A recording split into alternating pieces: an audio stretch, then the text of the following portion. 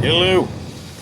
In this segment, we'll be featuring Mike Perry, a warrior with a concussive dose of tranquilizer loaded in his right fist, paired with a cold and merciless intent to destroy.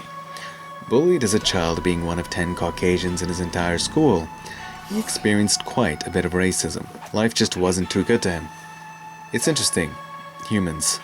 The moment we feel an opportunity to impose our will over the vulnerable, we do. But inevitably it shows how weak we truly are. And ironically, to those who do not break, like a coal under pressure, they become harder and harder until a diamond slowly starts to form. And with Mike Platinum Berry, that's just what happened. Hardened by his harsh reality, forced into fights, unwilling to back down, because he knew if he did, he would have to eat shit for the rest of his life. His world of hurt taught him to hurt. He became a thug, who, if wasn't so talented, would have remained a thug. Fortunately, when your skills are good enough, there will always be a place for you. And for Mike, that place was the Warriors Arena. Despite holding a blue belt in jiu-jitsu, Mike prefers to stand and bang, relying on his concussive blows to end his opponents. Not a lot of setup for his strikes, with a very unidimensional form of pressure. Of course, this style is very entertaining to watch, easy for viewers to understand, and with that power, it grants a high likelihood of a KO. But versus more patient, rangy fighters, or even a strong counter-puncher, this style could work against Mike.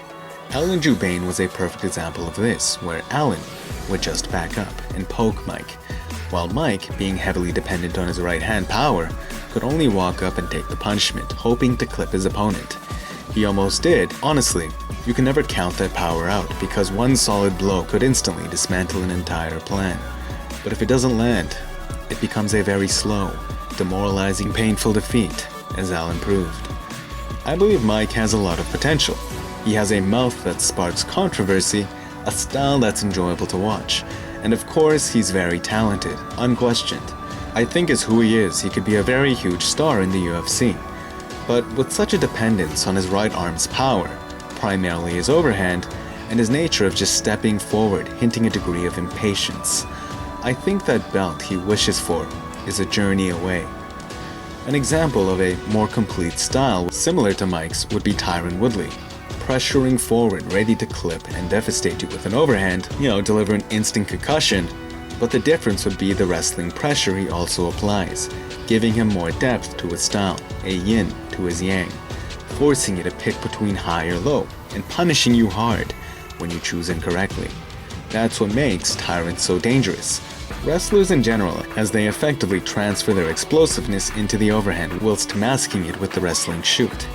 Mike is not a wrestler, and because he doesn't seem to have another strong form of pressure, maybe his next best thing is his leg kicks at most, I think at the higher levels, he will continue to be exploited for that reason. I can easily see someone like Stephen Thompson doing exactly what Alan Jubain did, but even better. But I think if Mike finds another dangerous form of pressure that comes natural to his style, we might end up seeing a new world breaker in the UFC. What do you guys think? Hope you guys enjoyed the video. Please don't forget to like and subscribe if you did. It's good karma. And until next time, peace.